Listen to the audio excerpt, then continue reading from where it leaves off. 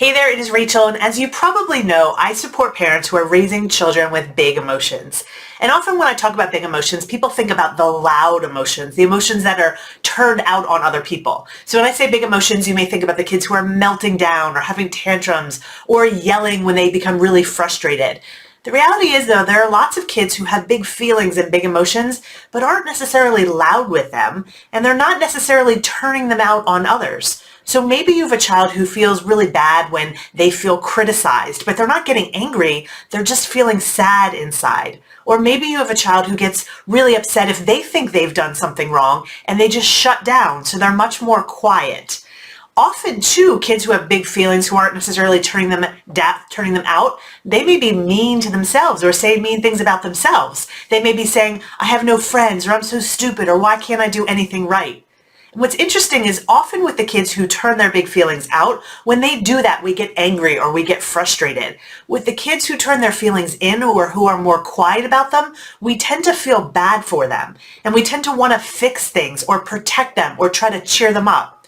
So I'm going to use the example of where you have a child who says mean things about themselves. So maybe your child says to you, I have no friends.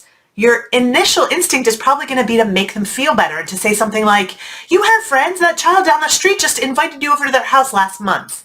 You're trying to convince them why they shouldn't feel the way they feel. And initially what often happens is a child doesn't say, oh, you're right, I have a lot of friends, thank you for telling me that. What happens is when we tell them that the way they feel isn't right, they just think, oh my gosh, mom or dad, they don't get it. They don't understand how bad it is. So then they still have the feelings, but they feel alone with those feelings. They may also, over time, if we're trying to convince them out of their feelings in an effort to cheer them up, over time they may stop trusting their own feelings, and that's certainly not what we want. So what do we do instead? If a child says something mean about themselves, like, I have no friends, what we want to say instead is something like, do you want to tell me more about that? Let them know that you're open to listening, that you're not just going to change how they feel, try to cheer them up, or try to fix it. If your child doesn't say anything, or they say they don't want to talk about it, you can just say something like, wow, that sounds really hard though. Do you mind if I just sit here for a minute or two?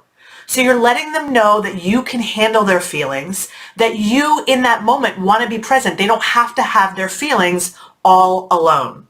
Now what will happen is when a child feels that you are present with them, when they feel like they truly aren't alone, they are likely to get out of this space and be open to talking about it a little bit more. Now when you start to sense maybe that your child feels a little bit better, you can say something like, do you want to do something about this? Do you want to do something about the fact that it feels like you have no friends? Again, you're not agreeing with them. You're just present with them. You're letting them know that if they want to think about it, they want to take action, you can help them with that.